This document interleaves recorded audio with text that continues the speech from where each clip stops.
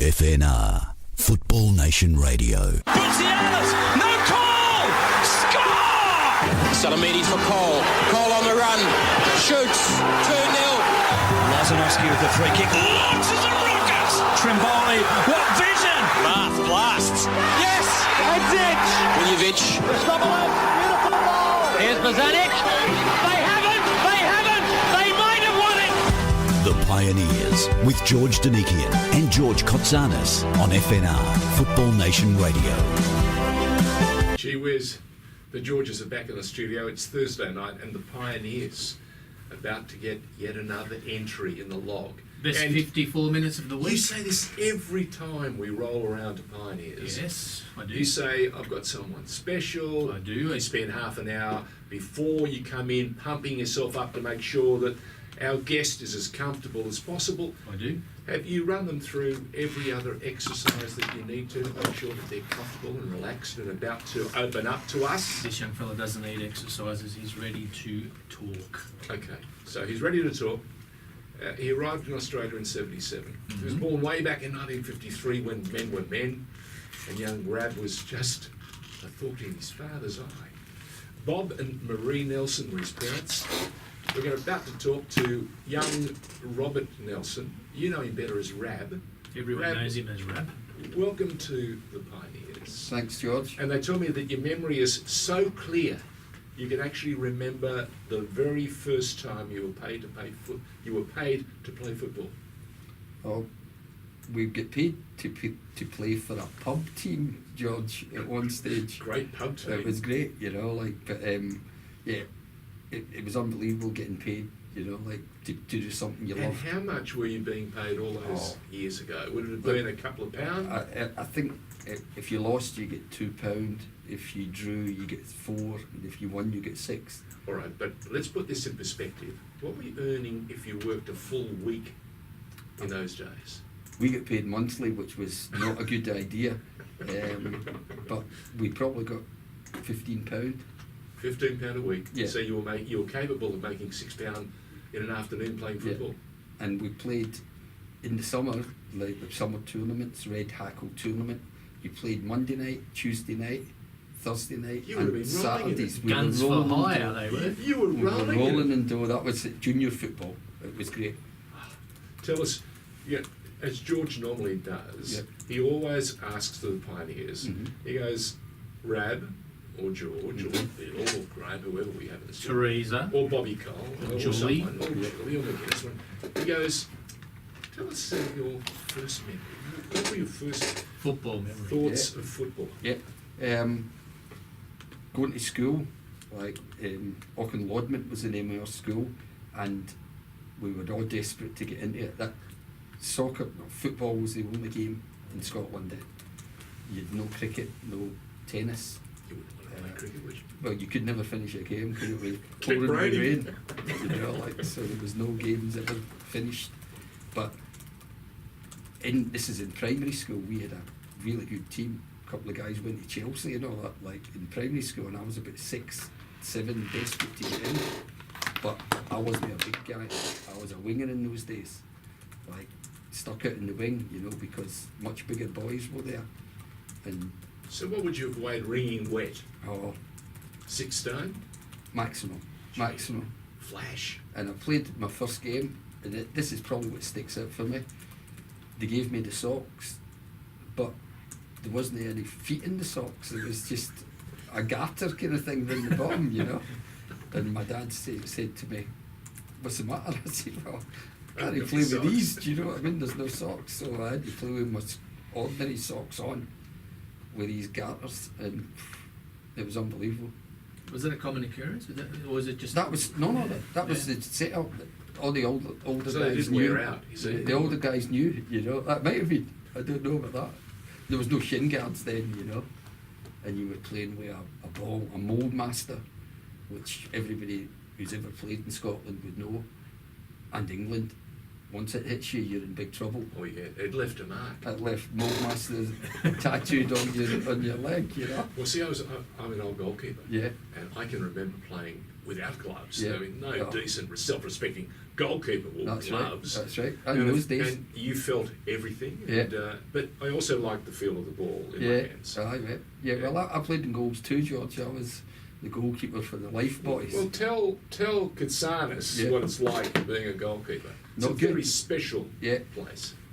Look, I had a good start, you know, like first couple of games, no goals against, then one or two, and then I get picked for the local Paisley district, and we get beat 13-1.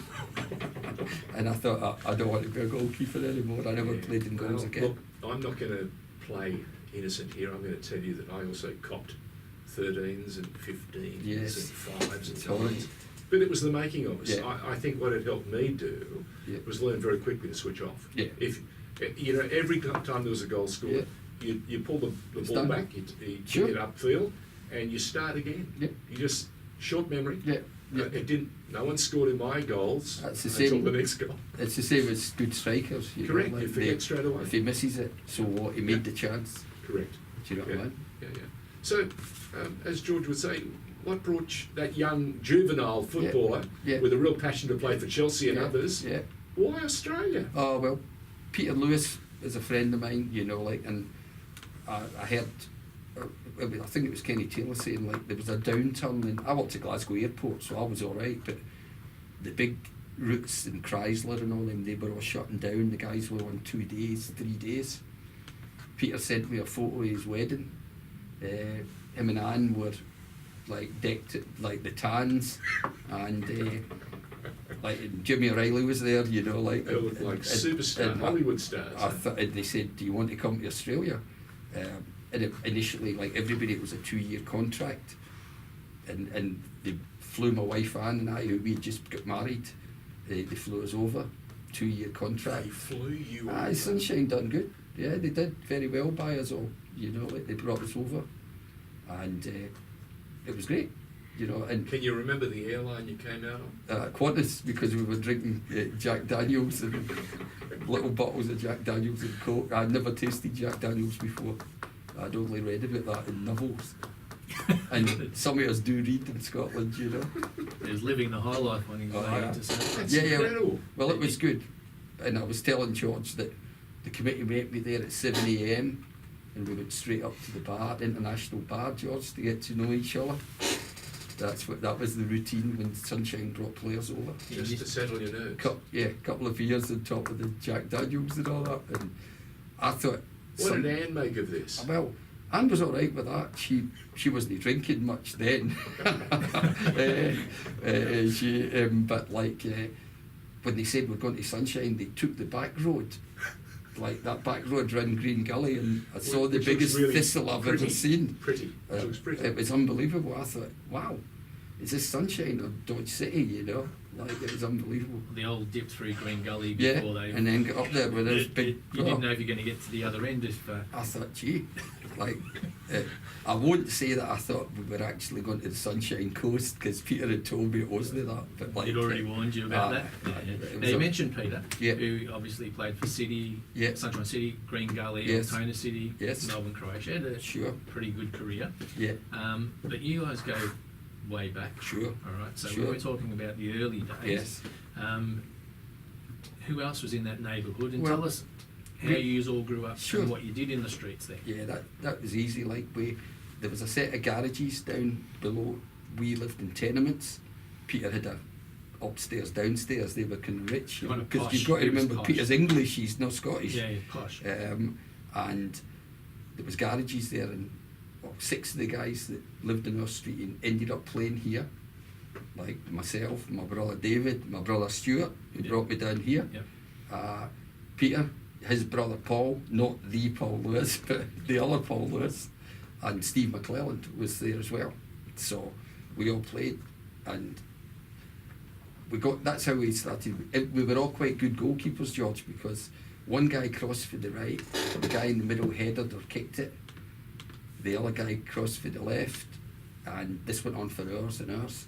These were metal doors. I'm amazed the neighbours let us do it, you know, because these days the cops would come and you'd be moved on, you know. But this is where you honed your skills, wasn't it? That was, you learnt your craft. we all learned how to kick with both feet, right foot, left foot.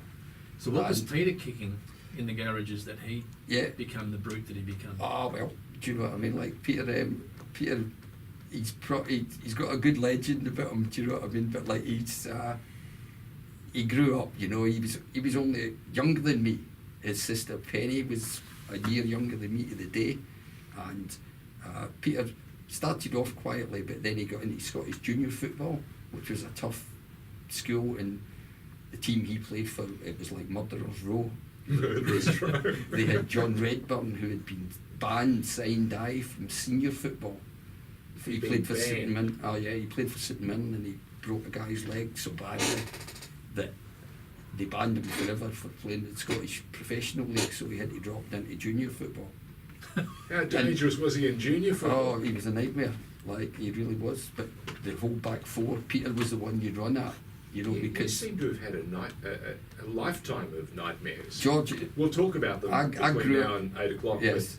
Wow. Yeah, well, it's a very scary game, Scottish junior football, you know, like I kind of played it, I was a left half then, and I played it with one foot over the touchline, you know, because there was some shenanigans going on, do you know what I mean? Like, You know, John Shocker Miles wrote in here on Facebook, he says, what a lovely guy. Yeah. Rob Nelson has always found his views very refreshing. Yeah. Steve Scarry writes, looking forward to it, want to listen to Rab, still have visions of Rab Nelson turn that seldom failed. Wilfred Lang, I had the pleasure of playing alongside Robbie at Sunshine. I'll be tuning in. Yeah. And Bill Murray, don't mind them at all, Rob. Yeah. They all want to listen in. A great asset to the game. So his legend, you know, looms large. You're trying to sell this to me because I'm here to sell it to everyone. Wow. Bill Murray, you've got to remember, the nicest guy ever in soccer, you know, like, so... We've had Bill in here. You know, the best line I've read tonight from Bobby McGuinness. Yeah. If there's ever a program destined to go overtime, tonight's the night. Well, just tell Bobby that I'll send Davy McIntosh round to see him. Okay. Actually, that will ring a bell you can with tell Bobby, Bobby I'm sure. McGuinness. It might ring a bell. Poor old Bobby cops a caning on here every week. I'm nearly starting to feel sorry for Bobby. No, he was a terrific player, Bobby. He was a sensational he was player. great, you know, first with George Gillan, He's a the Juventus, super golfer, yeah. and then with Russell Athersidge, who played well at Morwell. Yeah. He was a very good player. Talk to us about, is it Benburb and Renfrew? Benburb was the first club that I actually get paid to play for, you know, seriously. And Renfrew was And another Renfrew one. Juniors, yeah. Benburb, like, as I say, like, it was all a bit of a nightmare because we had a first team squad of 24 players and only 11 could play. There's no reserve football in Scotland. I don't know if you know that. No. Like, you know, there's no reserves. So you're either in or you're out. And training was a nightmare because people were trying to break your leg and all that to get your place, you know, because some of them weren't working. Wow. So they could make reasonable money. And that was where I met Norrie Pate, who really looked after me. But I meant to tell you, George, like, it popped back in my head there when I was in the toilet, but don't worry about that. My wife Anne, we had just got married, so, you know, young love, she gave me a soap in the rope, Brute, one of those soap in the rope. Yeah. Anyway, Charlie Conlon, who was right back, who was a monster, do you know what I mean? Like, Desperately needed rope. He was a great guy. No, I got Soap and a on. rope. He was Norrie's mate, so I got on okay with him, and he just decided, he put the soap in the rope, and he smashed me in the chest. I couldn't breathe. I was done, and I had Brute in my chest for about 3 weeks. That's the true story. And Charlie, he panicked. He thought he had killed me. You know, he works in Stephen's shipyards. You know what I mean? Like, he's in Has there. Anne ever heard this story? Or Oh, well, she knows just that had one. a heart attack? No, she knows that one. Okay. She knows some of them, George. So you said Norrie looked after you. Yeah, Norrie did. I haven't told you the story, George, but Now's the time. I couldn't figure out why he was looking after me, because he was the star of the team, and like he just avoided him. You know, like a new guy didn't get a chance. You know, but Norrie was looking after me, and one night I saw him after the game. I wondered what was going on, and my dad was there. And they were giving each other the funny handshake. Do you know what I mean? Like and I think my dad was a Grand High Alligator or something. You know, like Nudge, wink, Ku wink. Klux Klan or something. Yeah. Do you know what I mean? Like so. Both Masons. Then I understood. Yeah, they were, and I thought, oh, this is it. So I did challenge Norrie about it, and he told me that was the case. But he's been a great mate, and he was at my house last night with my two brothers. We'd get together and watch. Well, it was the Blitz. 1941, when Clydebank got demolished, Stuart brought that over. We watched that last night. Okay. So it was. I wasn't drinking because I was so nervous about being on your show. I thought, Come I'm on, not you, drinking. why would you be mate. nervous? I'm only kidding. Katsanis Yeah. would never let you stray too far No, off subject. that's for sure. Never. There's no Yeah. way I'm going to let you do anything that would upset Anne. Yeah, So you're in good. safe hands. You're in great hands. And I should mention my three daughters, if that's all right, Yeah, George. by all Candice, means. Amber and Holly. Candice is married to Brendan. They've got 3 lovely kids. I should remember their name. Eh? Are they all old enough to play football? No. I don't think they're going to play football. What? No, they're going to be footy guys. The girls are married to 2 Australian boys. What's that got to do with Yeah, no. I think they'll be footballers. Hawthorn, I think. Hawthorn? That's who Brendan goes for. You're not supposed to utter those Don't names worry. on this particular program. Yeah, you do. You What do. could You do. All Speaking right. of clubs, Yeah. Sunshine City. You spent 7 years there. Yeah. Brought you here in 77. Yeah. Yep. Now you played with. I love Sunshine City Yeah. and the memory of that old club. Yeah. But every chance I get, I want to know and hear more about Mhm. it. So tell us about when you came out, who the stars were, and how they influenced Sure. or what influence they had on Yeah. your life at the time. Well, You played for 7 years. You'd have a few Yeah. people to tell us about. yeah, well, That's what like we're here for. the first year I came, Peter and Tom Cummin were there, Ian McCarthy, Ray Pocock, Wilfie Lang, Frankie Marcel, myself. Hey, Pocock. Yeah, Ray Pocock. Okay. Oh, yeah. Ray Pocock. Yeah, Ray. I remember. Bobby was on the committee, but Ray was playing. Billy Johnston was the goalie. Butch Yeah. had just left and went to Essendon Rich Lions. Kokoska, yeah. And we had a great club, you know, and it was just a total change from Scotland. Everybody was friendly, you know, like Didn't want to break your leg. well, that's right. Do you during know the what I mean? training. Like everybody was really friendly, you know, like, and they couldn't do enough for you. Do you know what I mean? It was great. It was a real homey club. We didn't have much money. Did you have great volunteers though, who added a fantastic layer of support? Oh yeah, we did. We did. Do you know what I mean? Like, Was Anne required to, Well, attend? yeah, she canteen did come. and- She had to come because, like, when Someone had to drive. David came eventually, Did your brother David? yeah, and he played with Sunshine, of Yeah. course, as well as most of my other teams. Yep. Anne didn't drive when she came here, but we had to get her a driving licence because it was a long journey for Sunshine to Fairtree Gully where we lived. Like, so she got an automatic licence, and that's been good. So you So enjoyed hang on, that was a license for an automatic car, Oh, not yeah. an automatic license. No, an automatic licence for an automatic Remember, car. remember the days when there used to be the 2 licenses? Yeah, You yeah. had to have Correct. one or the other. Yeah. And Well, there wouldn't have been that much traffic on the roads there in wasn't. 1977. There wasn't, and Anne wasn't drinking. Do you know what I mean? Like, Who was drinking? we bent her elbow occasionally. You know, it was. It was, That was they the thing were about soccer. hydrating. They Yeah. were hydrating. They Yeah. needed Yeah. to refresh themselves, Mhm. and water was new to the system Mhm. at the time. Yeah. Well, I've heard you talking about that, but there was no such thing as water. You know, like we always say, we just bath in water. You know, we don't. Yeah, you don't we drink don't it, drink no. it. You know, but like, yeah, it was a very social club, and every team you played had somebody you knew from Scotland. You know, it was unbelievable. Like, or England. You know, and they were all friendly. And we all used to sit, talk to the other team, and would say, look, you've played for 90 minutes, you've spoke about the same game for 90 minutes, can we go now, you know? Here we go. So in those days, the local derbies Yeah. in the western suburbs, you Yeah. had Albion, who Yeah. were literally Albion across Rovers, the road, right? sure. You had Altona City, Mm-hmm. who was also Yeah. a rival. Yeah. Green Gully, not so much till later, because Green Yeah. Gully were on the way up. Green Gully were coming up, Coming but up. like Altona certainly was. Yeah, so they were hard opponents. games, weren't they? Nat Little, Bob Taylor.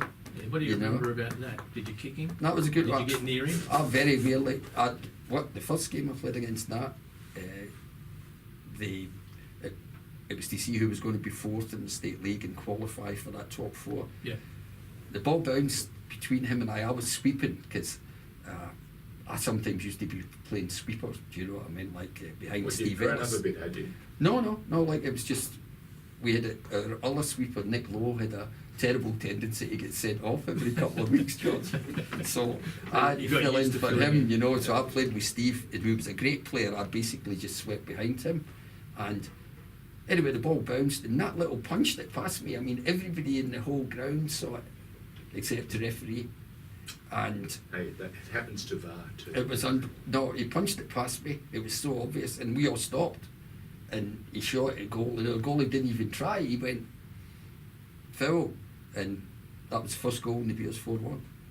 What's the first rule of football? You played the whistle. Well, true, but like I couldn't Good believe Scottish that. boy would never have forgotten that. Oh Well, well, a good Scottish boy shouldn't have handballed it. Yeah, A nah. good, honest lad like I that. well, I got on well with that, you know, but they gave us a terrible pounding. Right, was Ian Irons playing it? No. I do know Ian, but Yeah. he had finished playing there. It was Robbie Gramsberg and Ah, okay. So Keith Murray. if you were so happy Yeah. at this club Mhm. that was so family-like Yeah. and training was really easy, Mhm. why did you leave after 7 great years? well, George, we merged with George Cross. Sunshine City Of course. kind of got swallowed up with Sunshine George Cross. So you had a chance, to coach and play, did you? Yeah, I had a chance. I had a friend in North Dandenong, which is I'm in Fairtree Gully, which is a fair height to I was Sunshine. just going to say, thank goodness Anne could drive. Yeah. Oh well, we had kids by then, you know, Oh. like so they used to. She And had North responsibilities. Dandenong was a great club as well. It was a great club as well. The president was a mate of mine, and he couldn't really tell me what to do because he was a hopeless player himself, you know. And Who was this? Robert Guthrie. Okay. And he couldn't get a game for a pub team, you know, like he wasn't even on the bench. So he never came near me with any suggestions, except for one day we played at Sunbury and we very rarely lost. We had a really good team, Arthur McMillan, you know, Steve McComb, my brother David. We were pretty good outfit. And we get beat 3-1 at Sunbury, and a boy called Semi Magnano, who you probably remember. Yep. He killed us.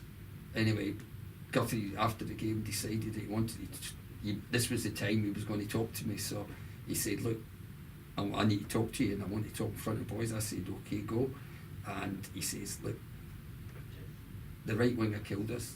He absolutely killed us, and you did nothing.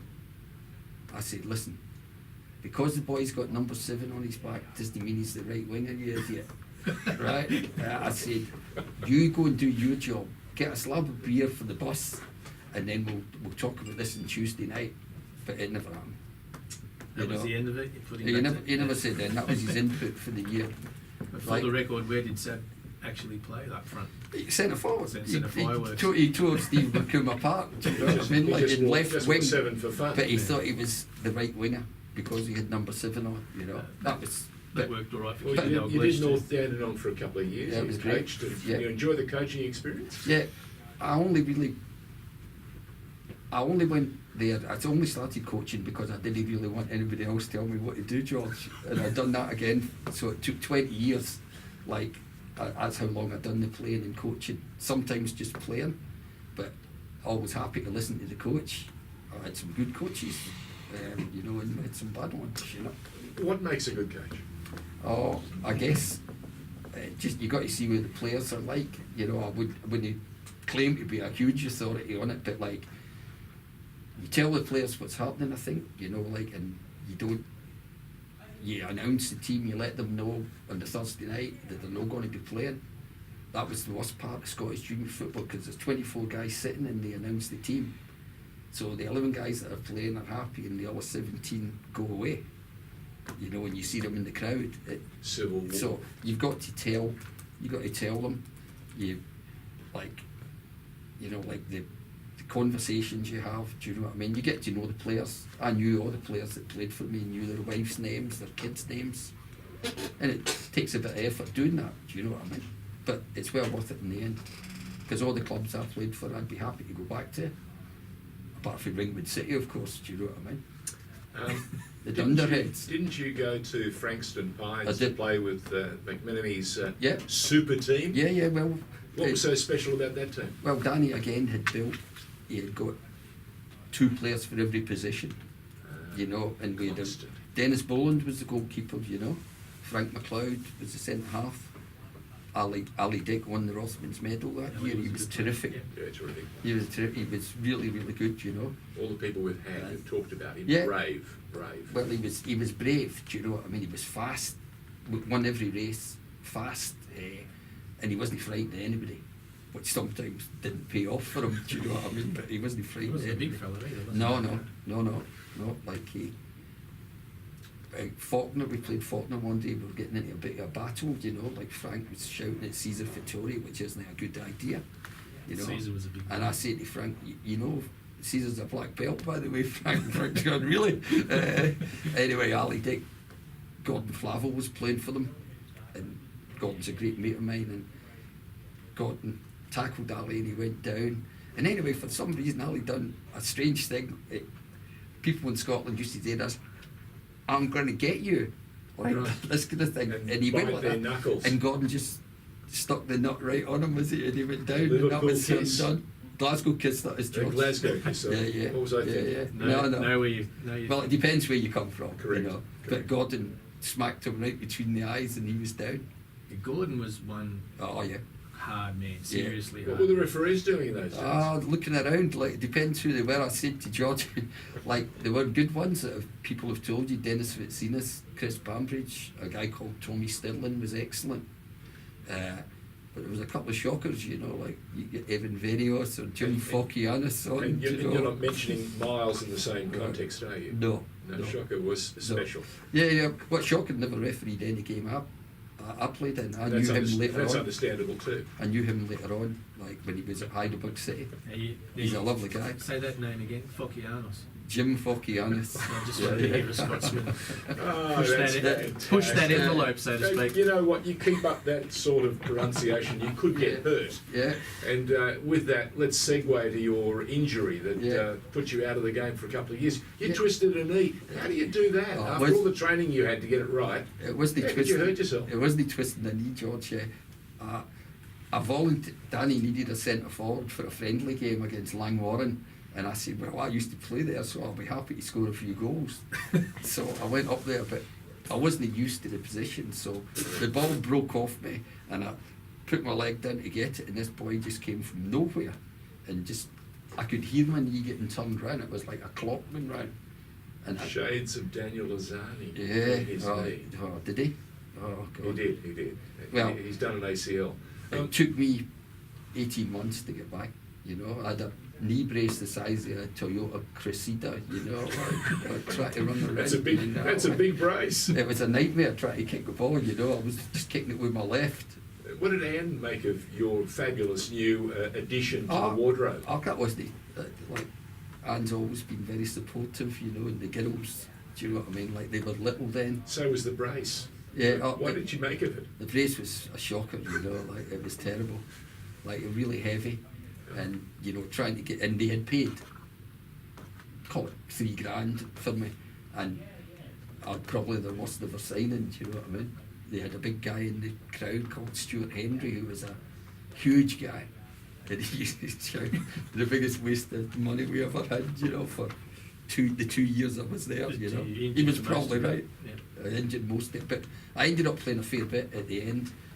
Sweeper, Peter Thurlow, and as I say, Frank was fantastic that year, and we done well. So you left after that. Left little after injury that, stint, huh? Yeah. So where'd you go this time? Well, it was very good. Look, What, you fell on your feet, did you? oh yeah, very much so. Like Kaz Kovalik was a guy that used to be influential at Polonia, and Miron Bleiberg had got the job. Miron. Yeah, All Miron. those years ago back then. Yeah, Miron got the job. He had come from Israel, or Yeah. you know, like he had come.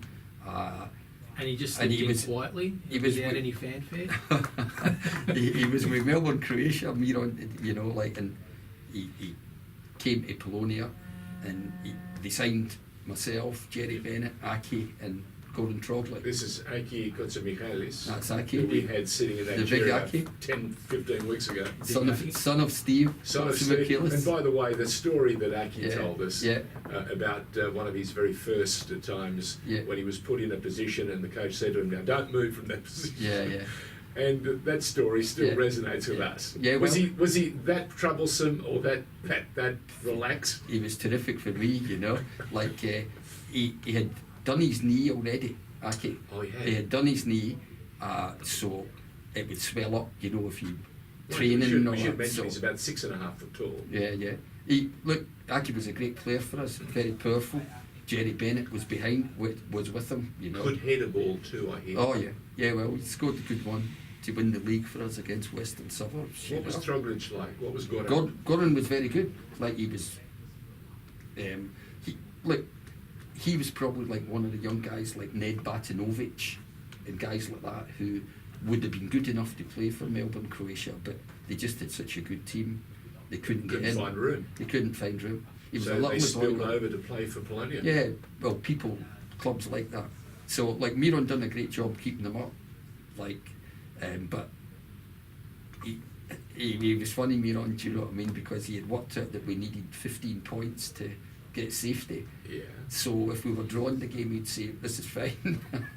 We'll get a point today and we'll get the 14 points the next week." And I remember one time when he took over. So he was a numbers man. Yeah, very much so. Very much so. And the second year I was there, we stayed up. That was the intention. They paid a fair bit of money for us, and we stayed up. The next year, we loaded the team up with Case Storm, Greg Wazowski, guys like that. And we had a really good team. Rick Lipiaski was there, Peter Chapley. So who was coaching in those days? Was it Miron the first 12 games, and then he got a better offer from a guy called Michael that ran the Croydon City team. Michael Antolis, I think his name is. Yes, so he ended up at Michael Antolis. Croydon. Miron went to Croydon. So who took I took over the reins? I took over. You? Yeah. Like, so, because I was the only guy who had previously coached. So you know. had the experience. So they asked me if I'd like to do that, and also I think because they thought, like some of the other guys that might have done it, it's hard to meld a team. We had a blend there. We had the Scottish guys and Aki, Greek guys, you know, we had strong guys. It was really good, and we had the skillful Poles, and Case Storm was fantastic up front. He had played for FC20, then Bosch, played with Gerd Muller in Hong Kong. So he had the credentials. Yeah, and Greg Wazowski was like lightning, you know, like, so I said to George, that was the only team I've ever played for where I was confident of winning every game.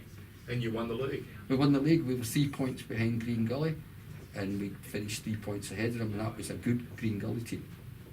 And it was just because of the blend, George. Even if we were getting pounded, Aki and Jerry would soak it up, and then we would go up there and one of us would score. I think I scored 4 or 5 that year. Peter Chapney, you know, we had, and Keith never missed a penalty. So captain coach just Yeah, seemed to that fit was you okay. very well. Yeah, well, it did at the start. When you're winning, George, it's fine. We're going to take a short break on the Pioneers. No problem. You're listening to Rab or Robert Nelson. But when we come back, I want to hear about the Ringwood City Yes. and the dumb Dunderheads. dumb moments that you not relived, Yeah. but you're going to relive for us. Yeah, sure. Yeah? Yes. You scared the heck out of people Yeah. that time. Yeah, And I no. want to hear about it. No problem. Back in a moment. You know, G2, when you wave at me and at the same time, simultaneously, put the headphones back on Rab, it can be quite a balancing act. You did a marvellous job. I did well, and I wasn't waving, just just for the record. But if you don't know the difference by now, I'll take us back to when you was telling your stories about Wilhelmina. Yeah, well, you spent some time at Wilhelmina. It wasn't the greatest experience of your life. It certainly wasn't. Mr. Van Hoboken, who was the president, was The Rick be would all say. end all. Yeah. Team He had, selector. he was meant to be out of the picture. You know, like they told me he was out of the picture. That wasn't the case. No, Jobs like He was still picking the team. the Jaguar would drive round, and Shell de Broeker would get out, Mike de Broeker, who was his number 2, I guess, and Mike would give me the team sheet, and I would rip it up and throw it in the rear. Do you know what I mean? So it was only a matter of time, you know. That was after the first game, you know, like. It's a way to start, isn't And it? you almost beat Heidelberg in that first game it of was the great. season. Like Terry Hennessy was panicking. That was his first game. The Heidelberg crowd can be a bit fickle, as you know. Well, and not only that, what made it complicated is they were coming back from the national Sure, league, and so we they were would have just coming wanted- up. Yeah, and you were coming up, So I was thrilled that we were doing so even well. matching them, and we were actually. There's a boy called John Nyholt who is a very good finisher. Most Eastern Suburbs teams he's played for, he Scored a lot scores of goals. yeah. Now he missed a lot of chances that day, Johnny. I'll tell you. He had about 5 one-on-ones with the goalie and missed. It was Yaka, but he missed them all. And then we If won. Yaka was here, he would explain that's why. Oh, He- maybe. He scared the heck out of the player. Well, with 1 minute to go, the ball came for the left wing. I chested it down and I blasted it past Yaka. And I Not thought, many people can say that. 1-1. This is great. We're going to win. You're gonna get over the line. Yeah, and I told the boys, let's keep it tight, but they didn't bother. And they passed it back to somebody that booted it up the park. And Dennis Morovic loped into our half. He came. I saw him. I knew Dennis, of course. He played as a youngster with us. He was very good.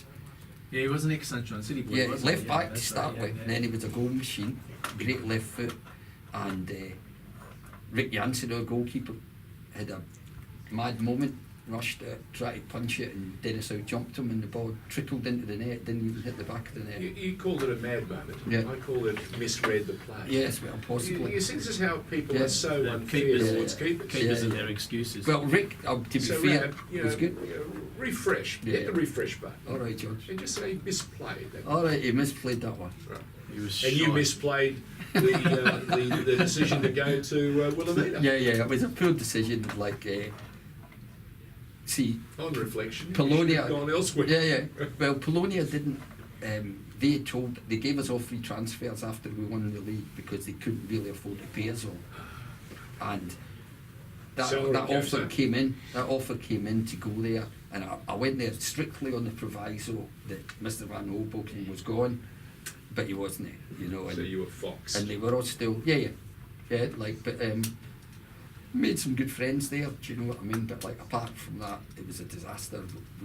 The other teams we played was Northcote when they had Martin Woodall, Stan Thodis, Mark Wilson. It's just an unlucky draw, you know. And there weren't players coming. They were bringing. I had Paul May and John Corvin who were good players, but they were bringing Peter Cocker, Mick Maguire, and Hans Peterson took over and made a real good. But they were happy with Hans because he's Dutch, you know. Because they weren't happy with a Scotsman running. Stuff like that wouldn't happen in Oh, see, Victoria. They would well, struggle Mike- to understand what you were saying. well, Mike Lynn was. I heard Mike Lynn's interview with you the other week, and he was saying they sacked Bobby Collins. Right, and if they can sack Bobby Collins, they can sack anybody, you know. That's true. You're in good company then if you're Oh, sacked well, alongside God, and you Bobby couldn't, Collins. couldn't make a comparison, Now, George. you can give us a different perspective. Yeah. Was Bobby very special? Like my dad, like I didn't see much of him. He was a Celtic guy, Bobby Collins, you know, before he went to Leeds. He was notoriously hard, do you know, in the story Didn't Mike wear told shin you. pads. Yeah, or he was built like a tank, do you know what I mean? But he was very small, and he influenced Billy Bremner, who was one of the great Scottish players, but Which is also all you have to say really, isn't it? combative, if you want to put it that way, you know. Combative, period. Like, No big pardons. I'm trying to remember what my dad said about me. He's a little messin. He said, like, Is that right? aye, because he was captain of Scotland, you know, and we idolised him. In the days when Scotland had a side that would send chills, against their opponents. Yeah. These days, Well, no the- chills. It's Well, just the thing is, easy points. don't say that, George, because I'll need to speak to Dougie Brown, right? And Dougie's Alec McLeish's mate, right? So Okay. Dougie's on the phone to Alec McLeish, Yeah. and he'll tell him, and Big Alec might pop over. We don't want to upset Yeah. Dougie. Or Big Alec went We to have a see camera on schools the us. door, so we know who's Yeah, coming yeah. in. You ended up playing after that with the Carrum Cowboys. Yes, it was great. It was great because, see, you couldn't get a second transfer then, and if you signed for the season, that was you stuck for the season. Jack Riley was. I spoke to Jack and he was going to get me that second transfer and we were going to make that the test case. But That'd be the only thing that Jack's never done. right, well, he never done that. That's for sure. Like he was taking my What were you call. thinking? He was taking my calls and then he wasn't taking my calls. You know. So the boys at Colin Mitchell, at the boys down at Frankston Pines, I knew they were all playing up at the Carrum Cowboys. Gilly Buchanan, like boys like that. Les Thompson. So we had we were winning every game 10-0. Do you know what I mean? But it was kept me fit, and then the next year I went back to Polonia. You know. So you were back at Polonia. Yeah, I went back there. They had, again, when people tell you things have changed, George, they don't really change, you know what I mean? Jimmy McIntyre was back as coach, and Brendan Lakic was there still, and Ricky. But it would have been fun. going It was back. great. It was great going back, but Some people it say was never time. go back. And Polonia are gone now, you know, really. Do you know what I mean? Like, Yeah. they're gone. Their fan base, like every year, a couple of guys were dying. Do you know what I mean? Like, so, like, and Well, they're reinventing themselves in the lower leagues as Yeah. the Western Eagles, Yes. and they relocated Yes. out of the old Rally Reserve. That's and what they're they were doing. And they're building. doing Yeah, really building. well at India. From there you went to Korea. Karayo, yeah, Brendan Lakic was coach there. So Brendan was about halfway on his way to his 1,000 odd games by this stage, wasn't he was a good boy, Brendan. Like, he was a real good player for me. Yeah, he was Played a good in the player. left flank. When Miron had played me, it was a bit of a nightmare. Do you know what I mean? Because I was out wide left, so I had to track back with all the fullbacks. Guys like John Bitsonis and things like this. They're flying past John Canisilis and all them. Yeah. They were flying past me, and Miron wanted me to track back with him. So I had to have a word with him, you know, like, and I got myself moved into midfield with Gordon, and Peter Chapman was in the right, and we got Brendan in to do all that running. Brendan was And- happy to run, wasn't he? Yeah, he ran all day. Look, Brendan would do end. You asked, like, we're very good friends. He must have had a great engine though. Oh, you should have seen him. Two-way player. You should have seen him. Like, Yeah, no, he was a up tank. and down. He was a tank. He was a right winger, really, you know, but up and down, and he did everything.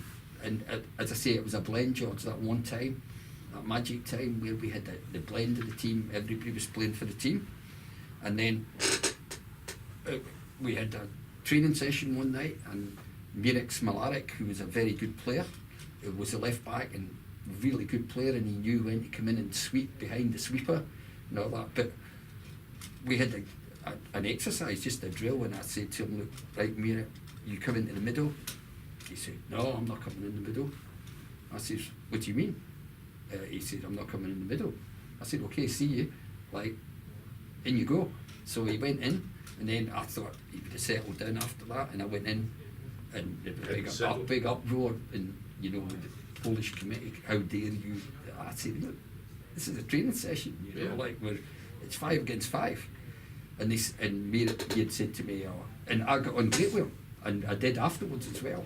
But he said, no. I said, well, you're not going to be playing at the weekend. And that was when, well, that's Steve Chitcuti's favourite story, because he thought I wouldn't do it, you know. Like, so we put Steve Chitcuti in there, and we never really missed the beat, you know. And Steve was a hard man, do you know what I mean? Like, he was like a type, you know, like, so a different type of player, but, He was waiting his turn, wasn't he? you know, yeah, and he came, and then he went on to bigger and better things, you know. Fantastic stuff. Now, we're going to run out of time, and Sure, we're going to be George. pressed for time, and we do No that worries. every week. That's fine. So I just want to include some of the Mhm. important stuff, or Yeah. the stuff that I find interesting, Yeah. and hopefully others. Now, when you were playing for Sunshine, Mhm. you were working at Smorgans. Yes. Were you? Can you? Yeah, yeah. I'll re-ask the question. Yeah, yeah. Were you working at Smorgans, and can you tell me this bloody story? Do you want me to tell you the truth? Yes. Right, okay. Absolutely. All right.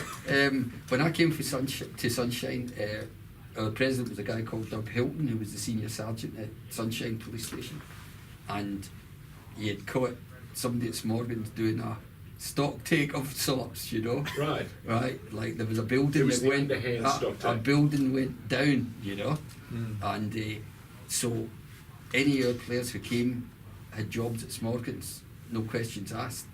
Anyway, the first day I went there, I said to the guy, "What should I do?" He says, "Punch that." I'd never punched, like I worked at Glasgow Airport, so he says, "Punch your ticket, you're in. Punch it out at night." I said, "What am I going to do in between?" He says, "Whatever you want." So I wrote about 200 letters to my mum the first month, you know, like Was Mum excited by the prospect of hearing from her son that often? she was excited, but like she didn't want us to come. Did the penny drop that something had gone wrong? Yeah, she knew Anne and I were saying we think we might stay there if we can, and she was a bit worried that my other brother Davy, I might ask him to come, which I did, and that broke her heart again, you know, and left her just with Stuart. Did who's they ever here. come down to see you Um, in Australia? No. Like it was quite unfortunate, George. My mum died at 50, and it was pretty poor. But she had been sick, and my dad died before her at 56. So my brother David had to go home to Scotland. It took 2 years to sort. She didn't have a will, and you know what happens if there's no wills around, you know. So that was what it was, you know. But like that was what happened. We went to Smorgans, and eventually I had to say, "Look, I need to do something. I can't sit around here all day Writing letters to me. writing letters and talking to Footscray GUST supporters, you know." Because Smorgans then was a meatworks and a paper mill. So you covered all the bases. So in the end, I got on the loading bay there, you know, weighing all the vehicles as they came in there on. I can't remember the name of that. Somerville Road. Somerville Road, yeah. So you would have played during that time against all the old NSL stars Everybody. that we know. And Everybody we you- basically talked to Right. in those years. I was looking at the guys you spoke to, like we played them in friendlies, you know, like, Yeah. but occasionally we got drawn against them in the cup. You keep saying you kept getting drawn against some of these big sides. Yeah. What was it like when you got drawn against South Melbourne when it had Yeah. Dougie Dougie Brown. Brown and you had Charlie Charlie. Egan in the side? What a team they were. It was we only didn't play them it was a friendly, and Oh. lovely summer night down at Middle Park.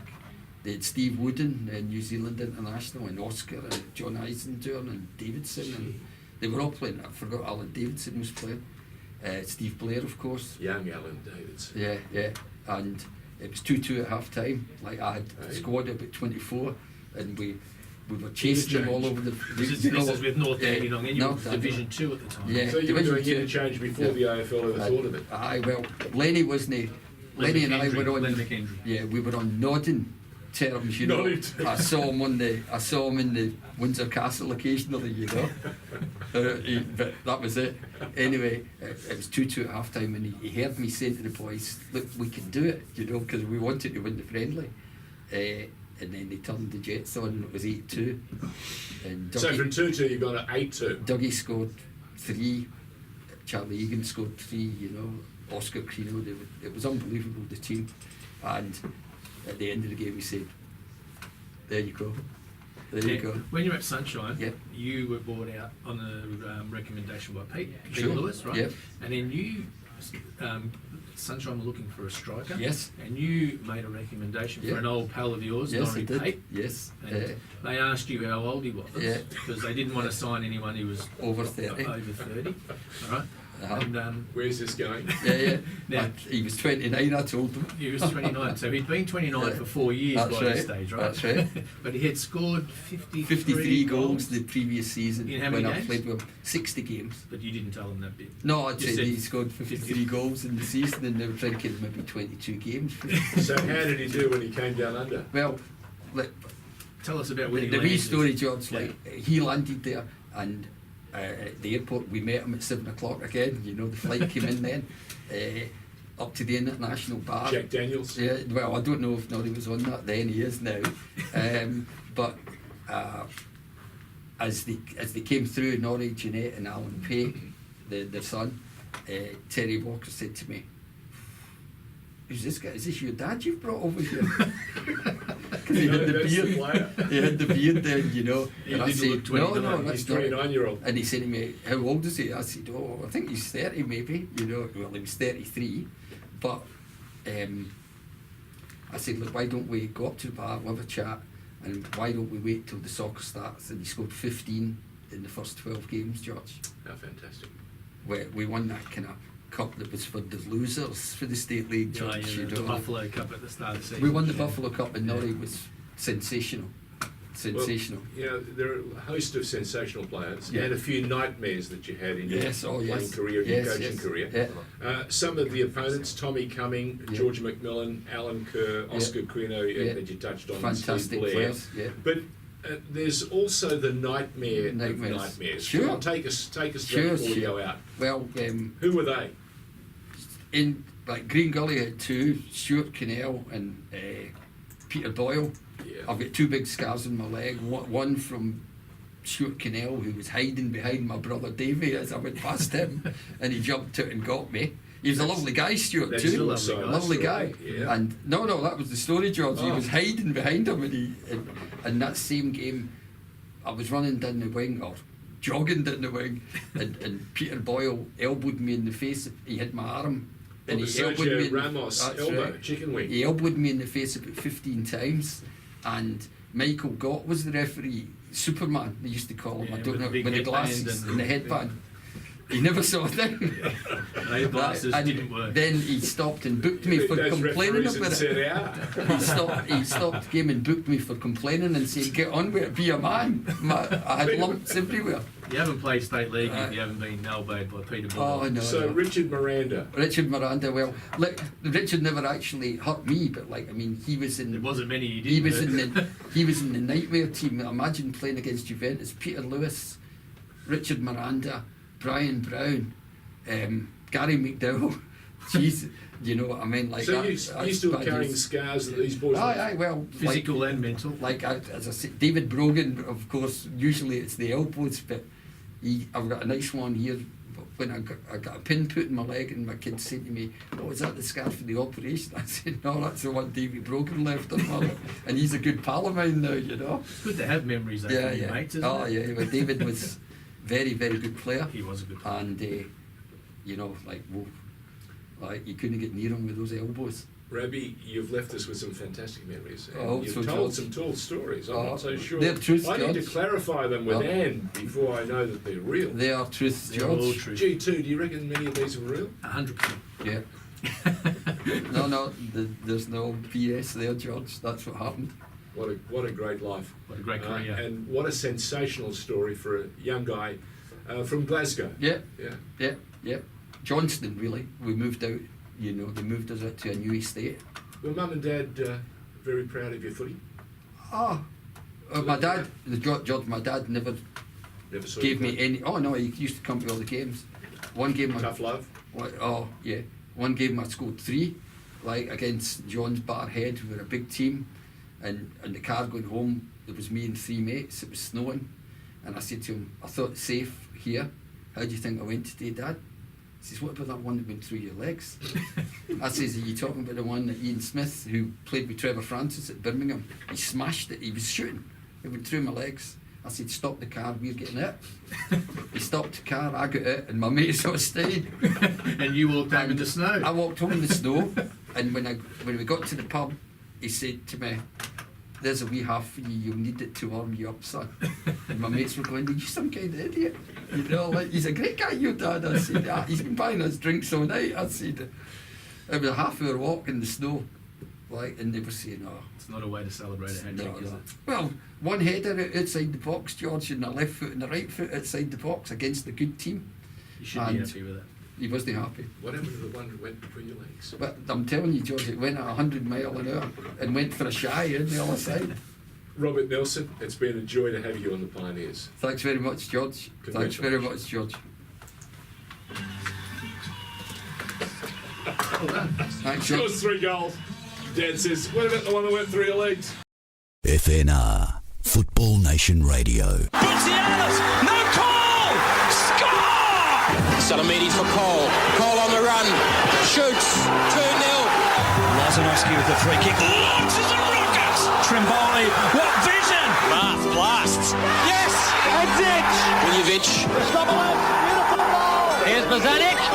They haven't! They might have won it! The Pioneers with George Danikian and George Kotzanis on FNR, Football Nation Radio.